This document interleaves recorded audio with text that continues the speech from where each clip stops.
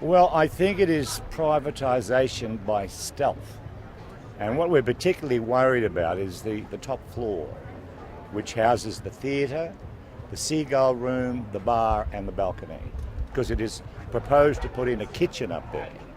So as a result of that, we find it's a bit like peeling an onion to find out what the real plans of the council are. And we want to see in black and white exactly what their plans are. But they propose to take the theatre and put it around the back in a purpose-built facility that will also double as a basketball court, and there's no bar there. And the whole magic of going to the theatre here is to have a drink at the bar and wander out onto the terrace and see one of the best views in Australia. So we just want to alert people of what the council are up to, and we think it is privatisation by stealth. And almost 30 years ago, we thought we'd solved that problem, but I think our foes have got a bit more sophisticated. And so I'd urge anybody who has a love of this beautiful old building, and no one denies that it needs refurbishment, because the toilets and dressing rooms really need to be replaced. But the whole idea of spending 38 million of taxpayers' money, of our rate money, I should say, because we get no help from the state or federal governments in terms of the tourism value of the building, and yet we get saddled with the cost of 38 million. Overkill for the alienation of a building that is the only building of its kind that serves the community in this suburb. It's the only place where we can gather. So that's my argument in a nutshell.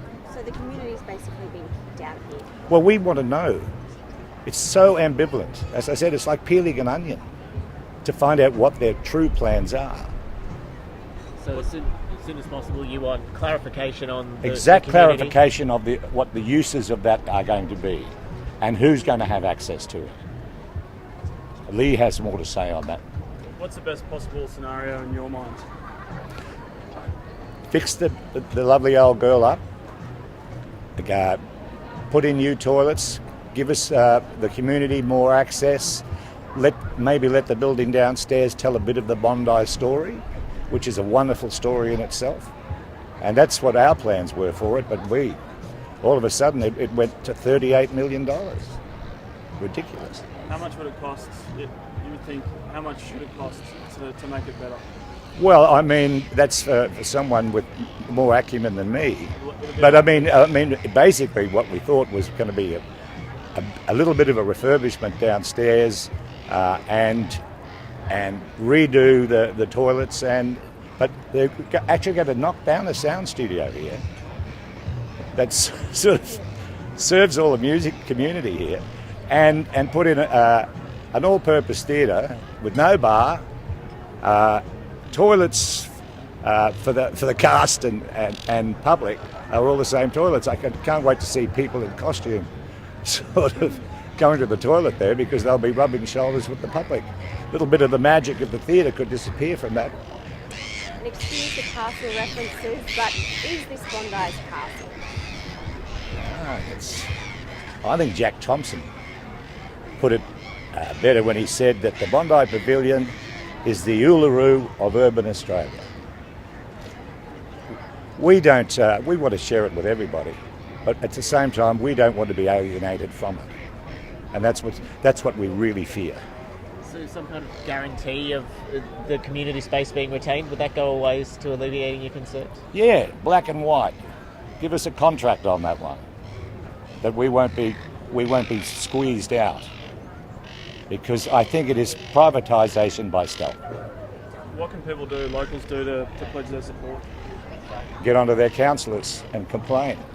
And I'd be complaining about the waste of money.